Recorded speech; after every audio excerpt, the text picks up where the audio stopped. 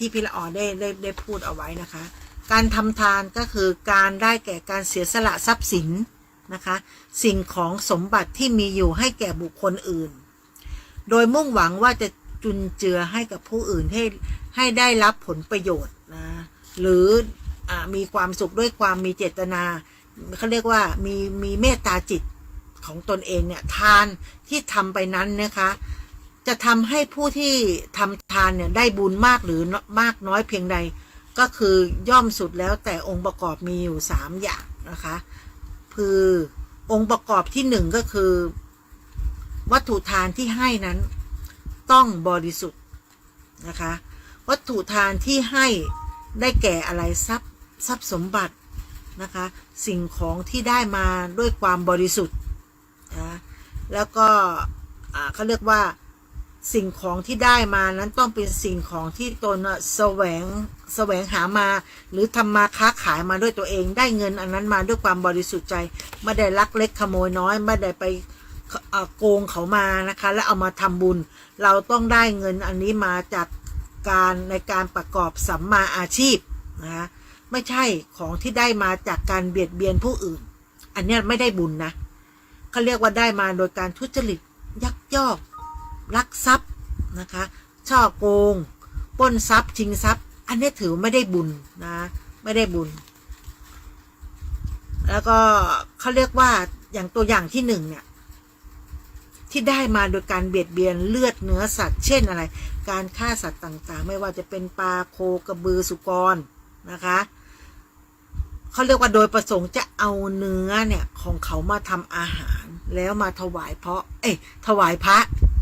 จะมาคะคือพรุ่งนี้วันพระละเราจะไปพรุ่งนี้จะเอาอะไรไปทำบุญดีนะไปใส่บาตรเนี่ยว่ามีไก่อยู่ในบ้านจับไก่มาเชือดคอแล้วก็ทำกับข้าวไปถวายเพลพรุ่งนี้ถามว่าได้บุญไหมไม่ได้นะคะไม่ได้เพราะว่าเขาเรียกว่าอะไรนะทำเพื่อเอาบุญน่ะไม่ได้ย่อมเป็นการสร้างบาปและเอามาทำบุญอันนี้ถือว่าเป็นเขาเรียกว่าเป็นเนื้อสัตว์ที่ไม่บริสุทธิ์แม้ว่าจะทำบุญและทำบุญให้ทานไปแล้วถามว่าได้บุญไหมได้แต่มันได้น้อยเขาเรียกว่าบุญไม่บริสุทธิ์จนเกือบจะไม่ได้เลยเพราะเราไปฆ่าสัตว์เพื่อมาทำบุญได้ไหมได้น้อยนิดมากๆนะเผลอๆอาจจะได้บาปเสียอีกนะคะแต่อันที่เพราะว่าอะไรเพราะว่าทำทานด้วยจิตเศร้าหมองโอ้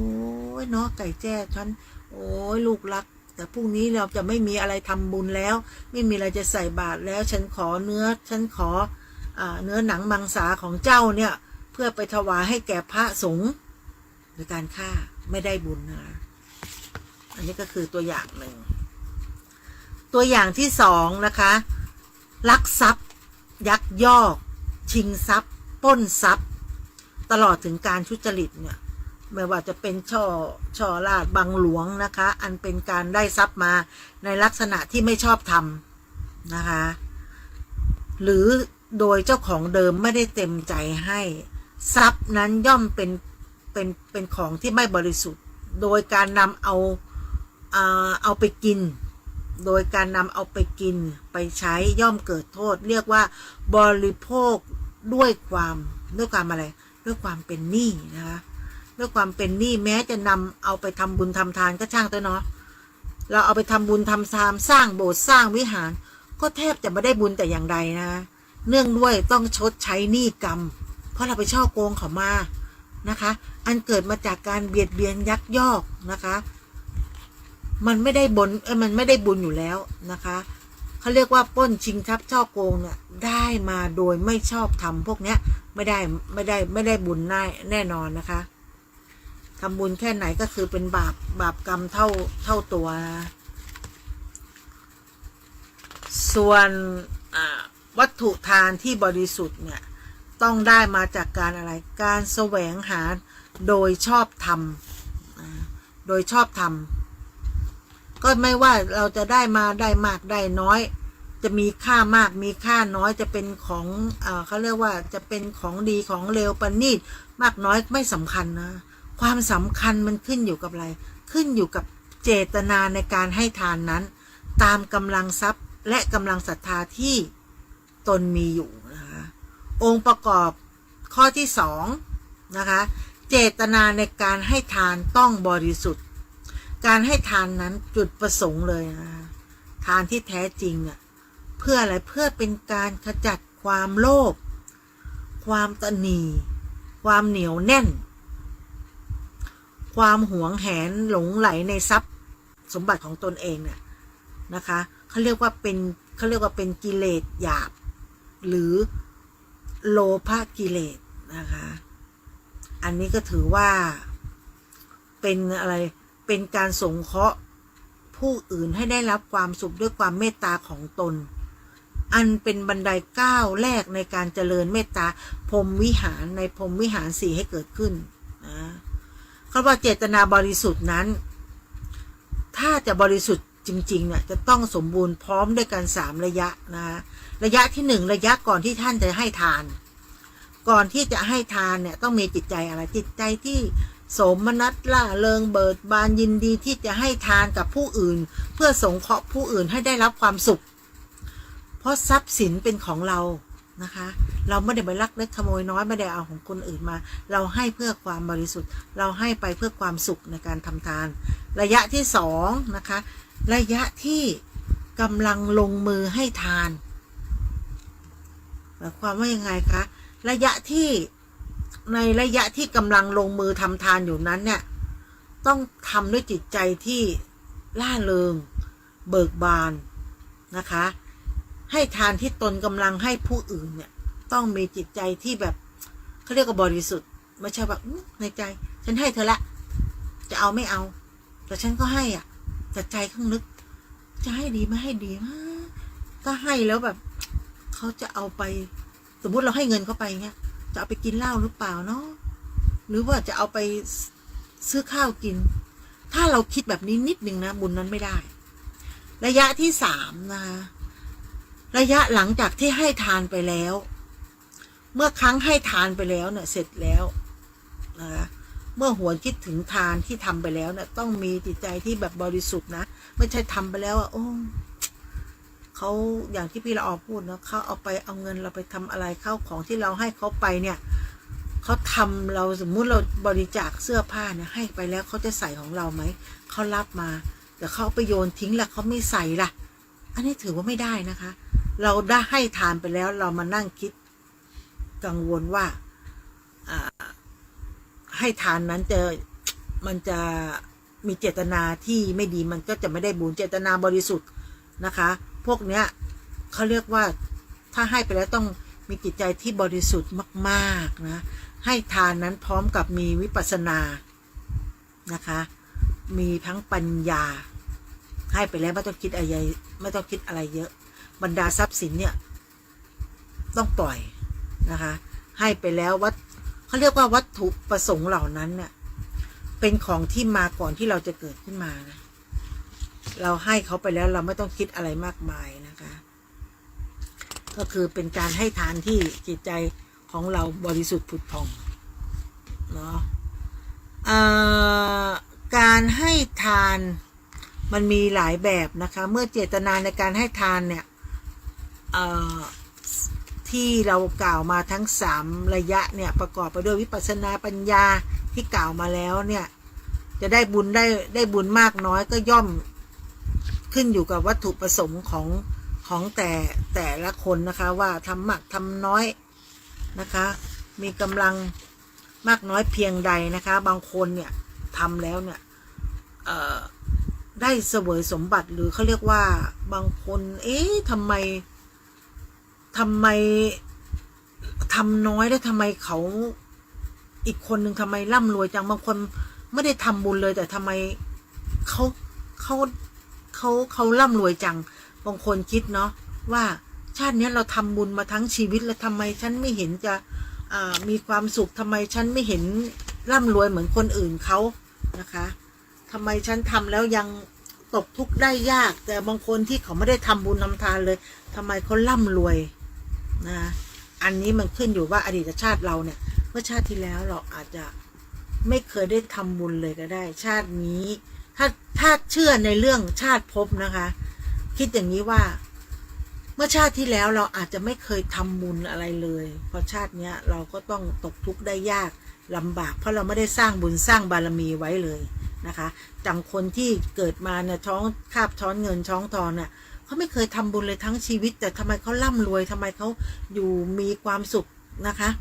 อันนั้นเขาอดีตชาติเขาอาจจะทำมาแบบเยอะให้ศีลให้ทานเรียกว่าทำบุญ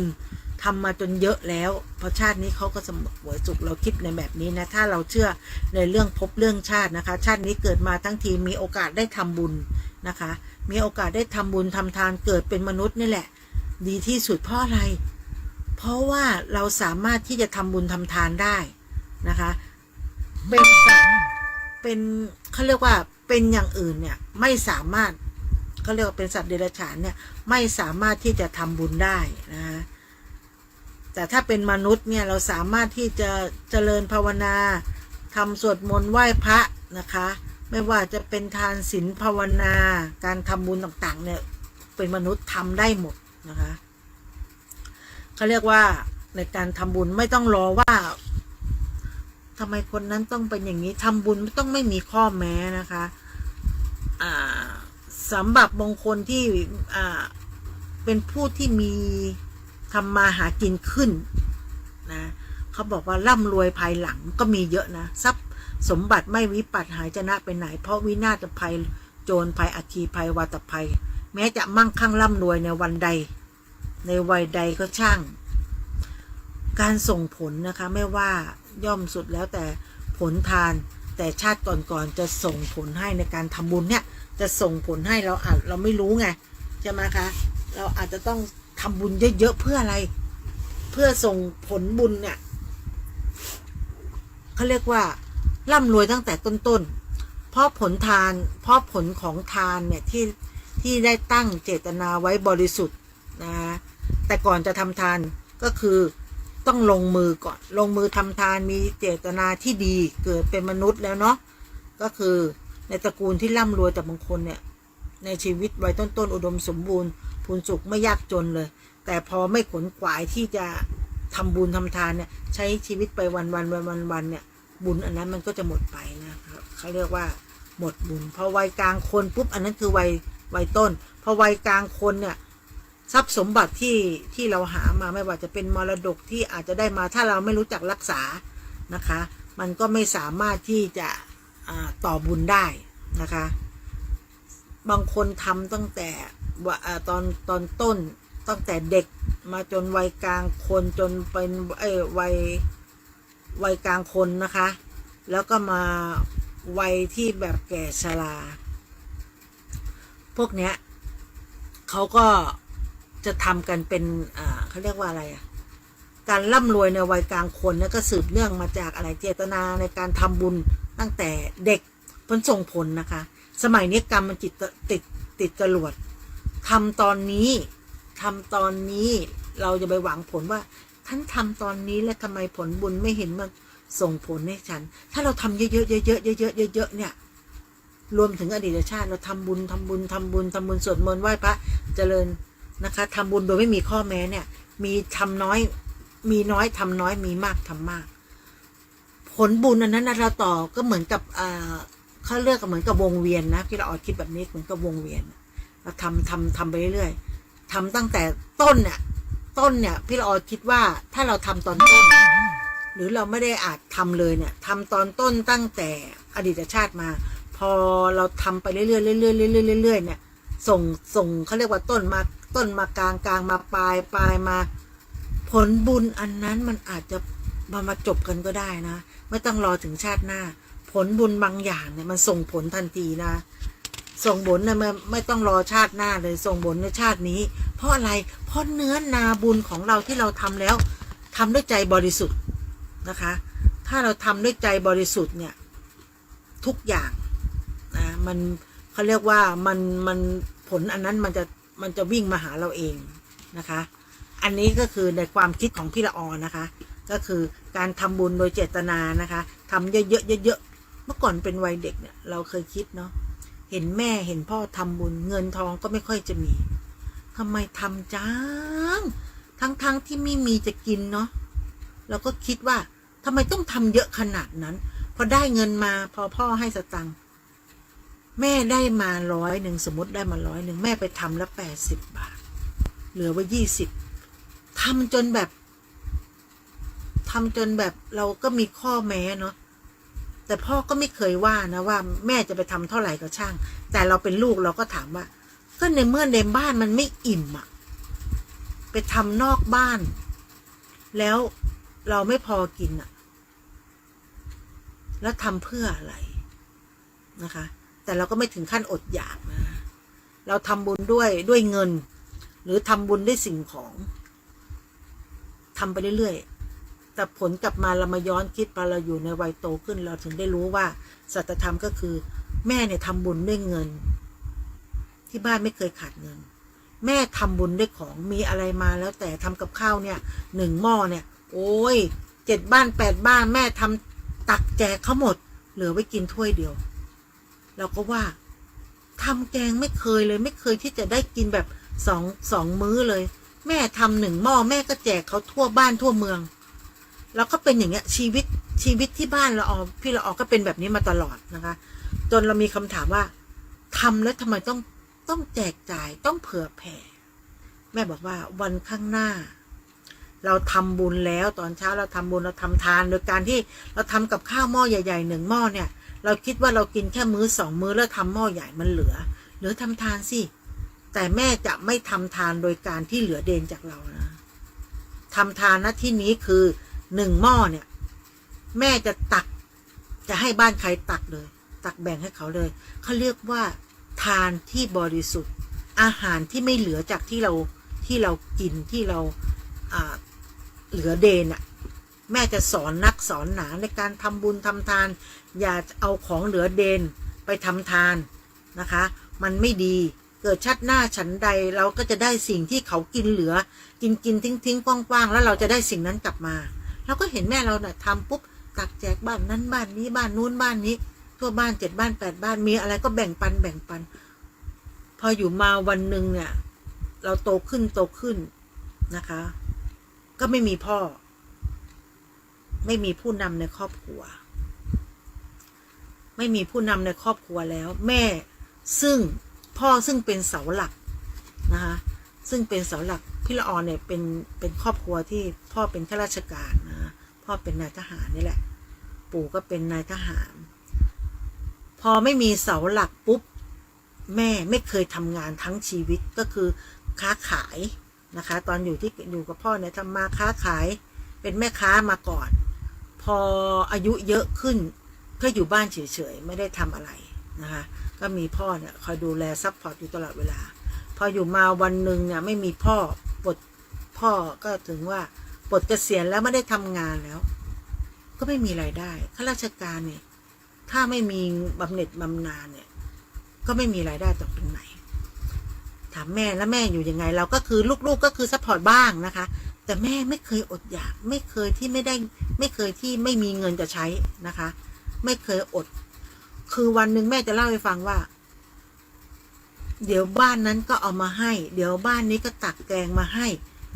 สิ่งที่แม่เคยทำไปอ่ะทุกอย่างเอามาให้ที่บ้านหมดโดยที่แม่บอกว่าวันแม่เหมือนเคยทำกับข้าวมีแต่คนเอามาให้เขาจะทำอะไรก็แล้วแต่เราเคยให้เขาไปเนี่ยสิ่งนั้นตอบกลับมานะคะพอลูกๆโตทำมาหากินได้ทำอะไรได้แม่ก็ไม่ต้องเดือดร้อนอะไรแล้วของทุกอย่างบางทีพี่ละออส่งข้าวส่งของไปเนี่ยบางครั้งก็มีคิดนะว่าให้ไปเนี่ยไม่ต้องเอาไปแจกจ่ายเอาไว้กินบ้างแม่ก็พูดมาคำนึงว่าที่กูอยู่ได้ทุกวันเนี่ยเพราะสิ่งที่เคยให้เขาไว้สิ่งที่เคยให้เขาไว้เขาก็ย้อนกลับมาหาเราอันนี้คือการทำบุญด้วยใจบริสุทธิ์และสิ่งนั้นมันจะย้อนกลับมาหาเราเองนะคะอันนี้พี่ละออก็เรียนรู้กับในสิ่งนั้นมาทุกวันนี้พี่ละออทำบุญทำทานบางคนเนี่ยอย่างท่านนุกเคยพูดไว้ว่าฉันตอนที่ฉันเป็นคฤหัสถ์เนี่ยฉันทำบุญฉันทำมาม่าทำไว้จนเยอะมาม่านมใส่บาตรอะไรอย่างเงี้ยพอเป็นพระมาปุ๊บฉันก็ได้แต่มาม่าจนแบบฉันทำอะไรไปทำยังไงได้อย่างนั้นอ่ะพี่ละออก็คิดตอนเราทำบุญใส่บาตรแล้วก็ตักมาม่าเนาะ หรือว่าเงินอาจจะได้มามั่งแต่มาม่าใช่บางอย่างที่เราทำไปหรือเราทำทานเนี่ยเราก็ไม่เคยอดอยากอย่างที่แม่เคยพูดไว้เราก็ไม่เคยอดอยากนะคะนมัสการค่ะท่านนรากร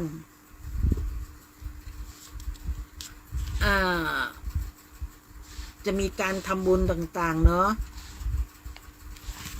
เดี๋ยวก่อนนะคะพี่ละออก็มัวแต่มองคอมเมนต์เนาะก็พี่อะไรร่วมทำได้ทุกวันที่ขอตตะสังฆทานน้องวันก็ส่งมาว่าทำสตะสังฆทานออนไลน์ได้ตลอดเวลานะคะก็คือทำแล้วเราไปรวบรวมในวันที่เรามีสตะสังฆทานนะคะพี่ท่านนรากรคุณน็อตนะคะแล้วก็มันหายไป ก็สวัสดีทุกท่านนะคะการทำบุญก็ขึ้นอยู่กับเนื้อนาบุญนะคะเขาบอกว่าการทำทานให้กับสัตว์เดรัจฉานเนี่ยแม้จะมาถึง100 ครั้งเขาเรียกว่ามากกว่า100 ครั้งเนี่ยก็จะได้บุญน้อยกว่าทานให้แก่มนุษย์บางคนนี่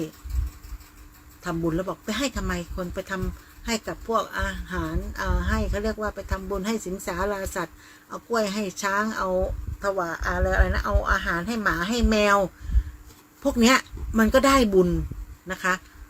มันได้บุญแน่นอนนะคะสัตว์เดรัจฉานได้บุญแต่ถามว่าได้มากกว่าไหมคะก็ได้บุญแต่บุญน้อยกว่าการให้ทานแก่มนุษย์แม้ว่าจะเป็นมนุษย์ที่ไม่มีศีลไม่มีธรรมเลยก็ตามนะคะทั้งนี้เพราะว่าอะไรเพราะสัตว์ย่อมมีบุญวาสนาบารมีน้อยกว่ามนุษย์นะคะเขาบอกว่าถ้าเราให้กับผู้มีศีล5แม้จะให้เพียงครั้งเดียวก็ตามบุญบารมีนั้นน่ะมันก็จะเพิ่มมากขึ้นนะคะแล้วก็ให้ทานแก่ผู้มีศีล5ให้100 ครั้งก็ยังได้บุญน้อยกว่าทานมากก็ยังน้อยกว่าให้ทานผู้ถือศีล8หรือเราทำบุญให้กับคนที่นับถือศีล8ไม่ว่าจะมากกว่า100 ครั้งก็จะได้บุญน้อยกว่าการถวายทานให้แก่ผู้มีศีล10นะคะก็คือพวกสามเณรนะคะสามเณรในพระพุทธศาสนาแม้จะถวายเป็นทานแล้วก็ตามหรือเพียงครั้งเดียวก็ตามนะคะแล้วก็ถ้าถวายให้กับสามเณรคือศีล10เนี่ยมากกว่า100 ครั้งเนี่ยก็จะได้บุญน้อยกว่าถวายสังฆทานให้แก่พระสมมุติสงฆ์นะคะก็คือพระสงฆ์เนี่ยมีศีล227 ข้อนะก็จะได้เขาเรียกว่าพระเนี่ยแหละก็จะได้บุญมากกว่าอย่างอื่นทั้งหมดนะคะเขาเรียกว่าสมมุติสงฆ์พระที่แท้จริงนั้นหมายถึงบุคคลที่บรรลุธรรมนะบุคคลที่บรรลุธรรมตั้งแต่ชั้นพระโสดาบันเป็นต้นไปไม่ว่าท่านผู้นั้นจะได้บวชหรือเป็นฆราวาสก็ตามนับว่าเป็นพระทั้งสิ้นนะและพระด้วยกันที่มีคุณธรรมต่างๆกันหลายระดับชั้นจากชั้นน้อยไปหามากนะคะไม่ว่าจะเป็นก็คือพระโสดาบันพระสกิทาคามีนะคะพระอนาคามีหรือพระอรหันต์พระปัจเจกพระพุทธเจ้าและพระสมเด็จพระสัมมาสัมพุทธเจ้าก็ย่อมเป็นเนื้อนาบุญที่แตกต่างกันออกไปนะคะในการทำบุญนะคะการถวายทานแก่พระสมมุติสงฆ์เนี่ยนะแม้จะมากกว่า100 ครั้งก็ยังได้บุญน้อยกว่าการถวายทานแก่ใครแก่พระโสดาบันแม้จะเขาเรียกว่าอะไรนะจะน้อยกว่าพระโสดาบันแม้จะถวายทานดังกล่าวแล้วเพียงครั้งเดียวนะก็ได้บุญเยอะแต่ถ้าเราถวายแก่พระโสดาบันแล้วมากกว่า100 ครั้งก็ยังได้บุญน้อยกว่าการถวายให้แก่ใครให้แก่พระสกิทาคามีนะคะก็ถือว่าจะมากจะน้อยก็ได้บุญนั่นมากกว่าแต่ถ้าเกิดเราถวายทานให้แก่พระสกิทาคามีเนี่ยมากกว่า100 ครั้งก็ยังได้บุญน้อยกว่าการถวายทานแก่พระอนาคามี นะแต่ถ้าเราจะถวายทานแก่พระอนาคามีเนี่ยเป็น100 ครั้งก็ยังได้บุญน้อยกว่าการถวายทานให้แก่พระอรหันต์แม้ว่าจะถวายทานดังกล่าวเนี่ยเพียงครั้งเดียวก็ตามถือว่าเราได้ถวายให้กับพระอริยสงฆ์ต่างๆนะคะหรือว่าการถวายให้แก่พระอรหันต์มากกว่า100 ครั้งก็ยังได้บุญน้อยกว่าการถวายทานให้แก่พระปัจเจกพระพุทธเจ้าแม้จะถวายเพียงครั้งเดียวก็ตามแต่ก็อีกการถวายพระปัจเจกพระพุทธเจ้ามากกว่า100 ครั้งก็ยังได้บุญน้อยกว่าการถวายแต่อะไรแก่องค์สมเด็จพระสัมมาสัมพุทธเจ้าการถวายแก่พระสัมมาสัมพุทธเจ้าแม้จะมากกว่า100 ครั้งก็ยังได้บุญน้อยกว่าการถวายสังฆทานที่มีองค์สมเด็จพระสัมมาสัมพุทธเจ้าเป็นประธานแม้ว่าจะถวายสังฆทานดังกล่าวได้เพียงแค่ครั้งเดียวนะคะการถวายสังฆทานที่มีองค์สมเด็จสัมมาสัมพุทธเจ้าเป็นประธาน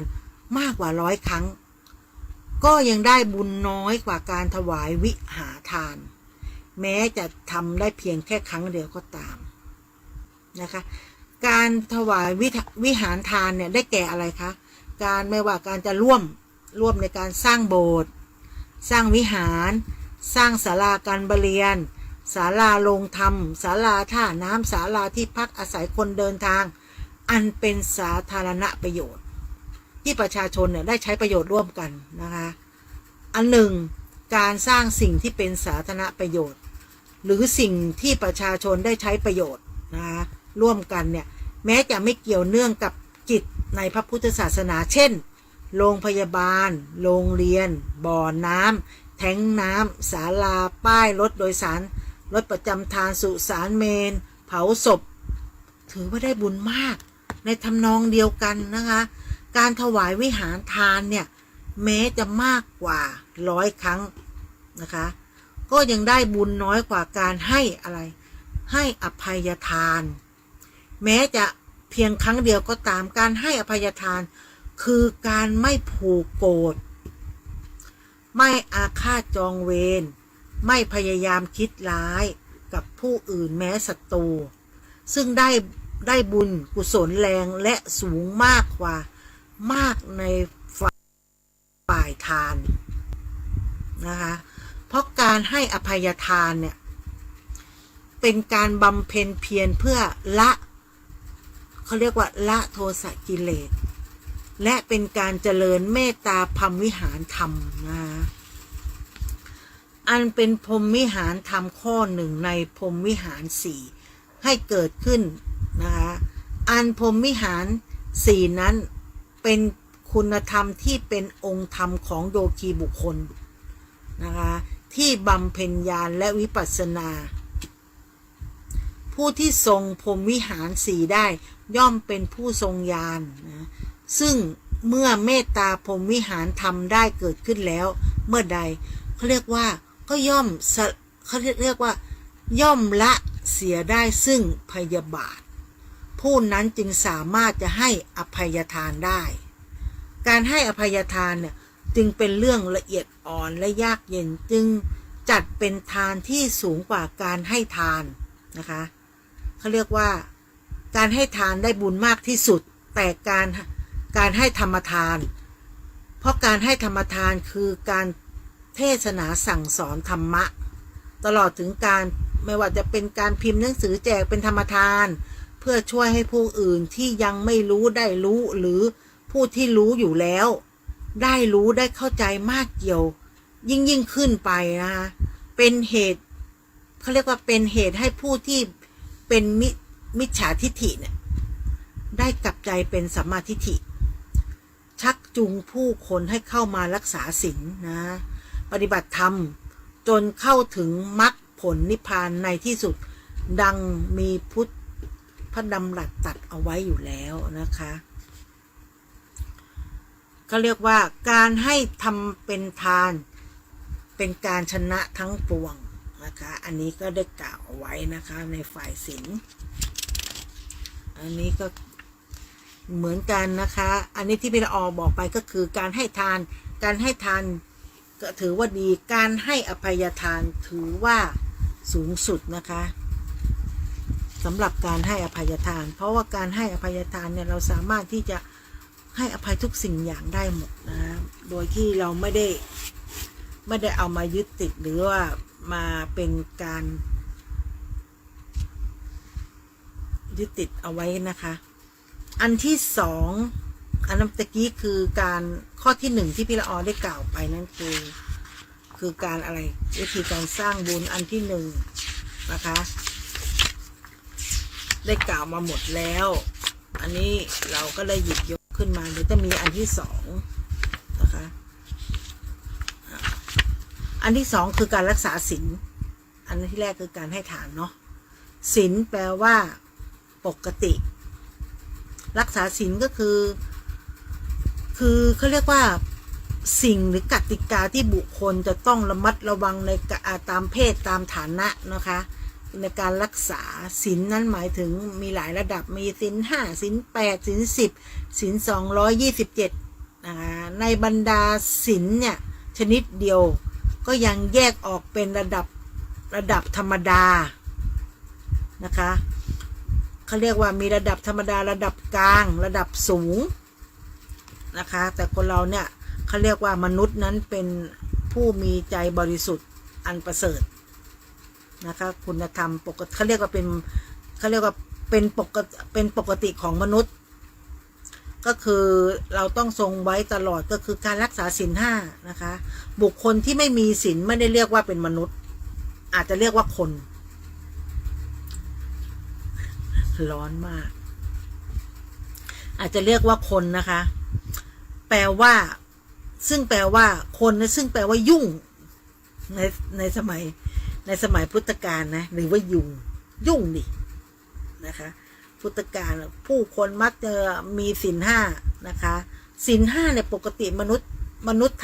ธรรมเนี่ยส่วนมากคนธรรมดาเนี่ยทุกคนก็ต้องถือศีลห้าอยู่แล้วนะคะโดยปกติแต่มนุษย์ธรรมเนี่ยผู้ที่มนุษย์ธรรมส่วนหนึ่งในมนุษย์ธรรมมี10ประการก็ได้ที่กล่าวไปแล้วนะการให้ธรรมทาน100 ครั้งเนี่ยการให้ธรรมทาน100 ครั้งก็จะได้บุญน้อยกว่าพวกที่มีศีลห้าอย่างที่พี่ละออได้พูดไปแล้วเนาะการรักษาศีลนะคะศีลข้อที่หนึ่งอะไรคะศีลข้อที่หนึ่งอย่างศีลห้าเนาะบุคคลทั่วไปต้องรักษาศีลอยู่แล้วศีลข้อที่หนึ่งต้องคือการไม่ฆ่าสัตว์นะคะรักษาศีลข้อหนึ่งไม่ฆ่าสัตว์ตัดชีวิตนะคะรักษาบุญรักษาศีลข้อที่หนึ่งไว้นะข้อที่สองเขาเรียกว่าไม่เอาทรัพย์ของผู้อื่นมาเป็นของตนเองนะข้อที่สามก็คือการไม่ล่วงประเวณีคู่ครองคนอื่นหรือไม่เป็นชู้นั่นแหละรักเดียวใจเดียวนั่นแหละนะคะศีลข้อที่สี่ก็คือการไม่เสพสุราและของมึนเมาโดยการที่แบบการรักษาศีลนี้ก็คือเราไม่ไปดื่มสุราเนาะอะไรที่เป็นของดำอะไรเขาเรียกว่าอะไรนะทางสิ่งที่ไม่ดีอะทางมืดอะเนาะเขาเรียกว่าสีเทาๆอะนะคะข้อที่ห้าการไม่ดื่มสุราเมยัยข้อที่สี่พี่เราพูดผิดข้อที่สี่คือมุสาโอ้ยเนาะดึกแล้วเนาะข้อที่สี่คือมุสาเราไม่ควรที่จะเขาเรียกว่าโกหกเก่งไม่ได้นะห้ามมุสาข้อที่ห้าหรอกนะคะที่ไม่ดื่มสุราเมลัยของหมักของดองหมักดองนี่คือเหล้านะแต่ถ้าเราไปกินมะม่วงเปรี้ยวมะม่วงดองไม่เป็นไรนะคะ เดี๋ยวบางคนบอกว่าอ้าวอ่านในนี้แล้วเขาบอกว่าเครื่องหมักเครื่องดองของมึนเมานะถ้าเราหมักข้าวหมักองุ่นแล้วไปเป็นไวน์ไม่ได้อันนี้ไม่ได้นะแต่ถ้าเราเอาองุ่นมาจิ้มพริกกับเกลือได้แต่ถ้าเอาไปหมักเขาเรียกว่ามีแอลกอฮอล์ขึ้นมามีดีกรีขึ้นมาถือว่าเป็นของมึนเมานะก็5 ข้อที่เราสมควรที่จะรักษาศีลเอาไว้นะคะข้อที่3คือการภาวนาก็คืออะไรก็คือภาวนาก็คือสวดมนต์นั่งสมาธินั่นแหละการทำสมาธินะให้จิตใจผ่องแผ้วนะคะเป็นเขาเรียกว่าเป็น ทำจิตใจให้เป็นสมาธิหรือเป็นญาณก็คือทำจิตใจให้มั่นคงอยู่ในอารมณ์เดียวเลยถ้าใครจะพุทโธก็พุทโธพุทโธใครจะยุบหนอพองหนอก็ว่าไปใครจะเป็นสัมมาอรหังก็ว่ากันไปนะคะแล้วแต่จริตของแต่ละคนนะบางคนก็ว่าฉันสัมมาอรหังได้บางคนก็ว่าพุทโธฉันไปได้นะบางคนก็ว่ายุบหนอพองหนอนะยุบหนอยุบหนอนะคะยุบหนอพองหนอฟังหนอง่วงหนอนี่อันนี้คือมันแล้วแต่จริตของคนนะคะพี่ละออก็ไม่ว่าในการวิปัสสนาหรือการทำสมาธินะคะเขาถือว่าเป็นบุญบารมีอย่างยิ่งนะคะยิ่งทำยิ่งได้นะคะแล้วเขาเรียกว่าคนที่นั่งสมาธิเนี่ยมันทำให้เราเนี่ยไม่ฟุ้งซ่านนะคะใจแน่วแน่อยู่กับสิ่งเดียวนะอารมณ์อื่นๆไม่ว่าจะเป็นเขาเรียกว่าอะไรคือกรรมฐานเนี่ยมันทั้งหมดมันมีเขาเรียกว่าแบ่งแยกออกมาเนี่ยได้กว่า40กรรมฐานเลยนะคะไว้วันหน้าพี่ละออจะมาเล่าการนั่งกรรมฐานมีอะไรบ้างแต่ขึ้นอยู่กับความสมัครใจนะคะสมัครใจของแต่ละคนว่าจริตของแต่ละคนนั้นนั่งแบบไหนแล้วนั่งแล้วสงบนี่ก็คือเป็นเขาเรียกว่าอุปมาอุปไมยหรือเขาเรียกว่าเป็นคำที่เราสามารถที่จะยึดคำนั้นเพื่ออะไรเพื่อมาปฏิบัติในการเจริญสมาธิบางคนไม่พูดเลยก็ได้นะคะไม่พูดเลยก็ได้ก็คือให้จิตเราเขาเรียกว่าสูดหายใจเข้าพุทโธให้มันอยู่กับลมหายใจเท่านั้นเองนะคะบางคนก็แล้วแต่ค่ะเราดูลมหายใจอย่างเดียวก็ได้บางคนก็อยู่กับตัวเองเนี่ยบางคนถึงขั้นที่บอกว่าเอา1 2อย่างนี้ก็ได้นะคะถือว่าไม่ผิดคือฉันไม่อยากพุทโธฉันไม่อยากสัมมาอรหังฉันไม่อยากยุบหนอพองหนอก็คุณแล้วแต่จริตของคุณจะนั่งนิ่งๆแล้วให้สมาธิมันไปเองโดยการอยู่สงบนิ่งให้มันอยู่กับลมหายใจให้มันอยู่กับณปัจจุบันให้ได้อันนั้นคือการนั่งสมาธิที่เขาเรียกว่าไม่ฟุ้งไปที่ไหนนะคะถ้าฟุ้งไปแล้วให้ดึงกลับมาให้เร็วกว่าเดี๋ยวพรุ่งนี้พี่ละออจะมาบอกแล้วกันว่าการเจริญภาวนาการนั่งสมาธินั้นมันเป็นแบบไหนนะคะขั้นที่1 2 3เป็นยังไงนะคะเพราะว่าการนั่งสมาธิมันมีหลายขั้นตอนบางคนถามว่ารู้ได้ยังไงว่าฌานที่1ฌานที่2ฌานที่3ฌานที่1คืออะไรนะคะก็คือพวกนี้จะเป็นเขาเรียกว่าเป็นวิปัสสนานะคะขึ้นอยู่กับว่าแต่ละคนนั่งแล้วไปแบบไหนพี่ละออก็ไม่รู้นะคะว่าไม่สามารถที่จะบอกได้ว่าใครอยู่ในระดับไหนต้องเป็นครูบาอาจารย์เท่านั้นเนาะหรือครูบาอาจารย์เขียนเอาไว้ในธรรมต่างๆในหนังสือต่างๆที่เขาจะเขียนเอาไว้เป็นธรรมทานนะคะเราก็ไปหยิบยกขึ้นมาแล้วมาพูดมากล่าวนะคะเขาเรียกว่าวิปัสสนานั้นเป็นเขาเรียกอารมณ์จิตที่ใคร่ควรหาสาเหตุหาผลในสังขารธรรมทั้งหลายเท่านั้นเองก็คือรู้แจ้งเห็นจริงนะคะเป็นพระไตรลักษณ์หรือเป็นอนิจจังทุกขังอนัตตาพวกเนี้ยนะคะก็ให้รู้ด้วยตัวของเราเองนะอนัตตารูปหนอนะคะเขาเรียกว่าลุ่มหลงไม่ว่าจะเป็นความโกรธความหลงไหลความอะไรพวกนี้นะคะการนั่งสมาธิแล้วทำให้พวกนี้มันปล่อยวางได้หมดทุกอย่างการทำบุญทำทานหรือว่าได้หมดนะคะตอนนี้ก็จะมีคนที่ส่งบัญชีไปแล้วนะคะก็จะมีคนทำทานทำบุญมาเรื่อยๆนะคะก็น้องจิราพรซึ่งดูแลเกี่ยวกับแพนด้านะคะขอบตาดำของพระอาจารย์ภัสกรเนี่ยตอนนี้ก็มีคนที่ทำบุญสัตตสังฆทานพี่ละออจะบอกหมายเลขบัญชีให้ใหม่นะคะหมายเลขบัญชีธรรมสถานมหาวิทยาลัยเชียงใหม่วัดฝายหินนะคะก็คือธนาคารออมสินเลขบัญชีนะคะ02039563859ก็สัตตสังฆทานวันพรุ่งนี้นะคะหรือถ้ามันเลยสัตตสังฆทานไปแล้วจะร่วมเป็นทุกวันอาทิตย์ก็คือสังฆทานทิพย์นะคะมีทุกวันอาทิตย์อยู่แล้วก็มาร่วมบุญกันได้นะคะเดี๋ยวนี้เขาก็ทำบุญทางออนไลน์กันนะคะเพราะว่าทำบุญบางคนก็ไม่สะดวกที่จะมาเข้าวัดฟังธรรมเราก็ฟังใน Google ก็ได้หรือฟังใน YouTube เนาะ ก็มีทุกอย่างแล้วก็ทำบุญออนไลน์เดี๋ยวนี้พี่ละออก็ทำออนไลน์เพราะเราไม่มีเวลาพอบางคนบอกไม่มีเวลาเลยแต่ทำบุญยังไงอยากจะทำบุญลงศพอยากจะทำบุญจัดสังฆทานทิพย์อยู่นี้ก็มีออนไลน์ไลฟ์สดดูนะคะแล้วก็ฟังพระสวดตามมันอยู่ที่จิตใจมันอยู่ที่ใจเราว่าจิตใจเรามั่นคงจิตใจเรานิ่งในการทำบุญครั้งนี้กับโมทนาสาธุนะคะโมทนาสาธุกับทุกคนที่มาร่วมกันนี้หรือว่าทุกๆคนที่ร่วมทำบุญนะแต่ถ้าทำแล้วด้วยใจบริสุทธิ์ทำด้วยจิตใจที่มั่นคงโดยที่ไม่คิดวอกแวกไม่ได้คิดว่าทำไปแล้วถึงพระไหมทำไปแล้วได้บุญหรือเปล่าทำไปแล้วจะมีจะได้ไหมต้องทำกับคนนี้ต้องทำกับที่นั่นที่นี่ทำบุญที่ไหนก็ได้ค่ะ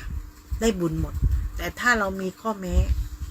มันก็ไม่ได้บุญนะฉันต้องทำที่นี่เท่านั้นฉันต้องทำที่นู่นทำที่ไหนก็ได้ถ้ามีพระสงฆ์อยู่ทำที่ไหนก็ได้ถ้าใจเราบริสุทธิ์ถ้าใจเราไม่ได้คิดวอกแวกถ้าใจเราไม่ได้คิดอคตินะคะถือว่าได้บุญหมดเลยค่ะวันนี้พี่ละออก็ขอจบรายการเพียงเท่านี้นะคะก็ขอกราบสวัสดีนะคะพรุ่งนี้เจอกันในวันนี้วันพระในวันพรุ่งนี้วันอาทิตย์ที่5นะคะ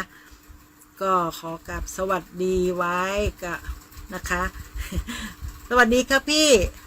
พอดีจบรายการแล้วเนาะก็ขอบคุณมากที่เข้ามารับฟังนะคะฟังย้อนหลังก็ได้นะคะพี่ท็อปหรือเปล่าคะ NOP พี่ท็อปถ้าพี่ละออ่านไม่ผิดนะก็ขอบคุณมากๆนะคะอันนี้พี่อยู่ชลบุรีเนาะก็ขอบคุณที่ติดตามขอบคุณที่เข้ามาฟังนะคะแล้วพรุ่งนี้เจอกันใหม่นะคะในวันอาทิตย์สำหรับวันนี้สวัสดีค่ะ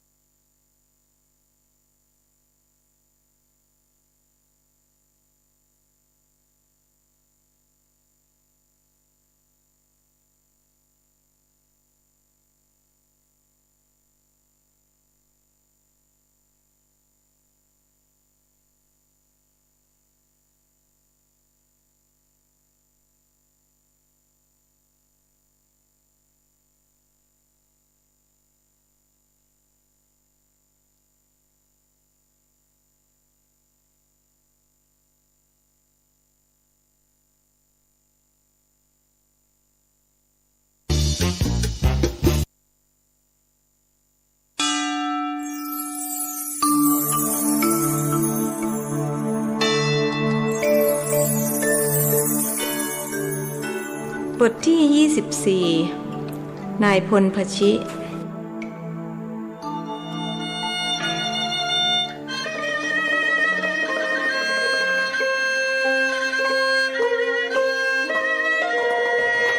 วลา3 ทุ่มเศษบรรดาญาติโยมที่มาปฏิบัติกรรมฐานพากันเดินกลับกุฏิของตนเพื่อพักผ่อนหลับนอนจะได้มีแรงตื่นขึ้นมาทำวัดเช้าตอนตี 4คงมีแต่บุรุษวัย70 เศษผู้เดียวเท่านั้น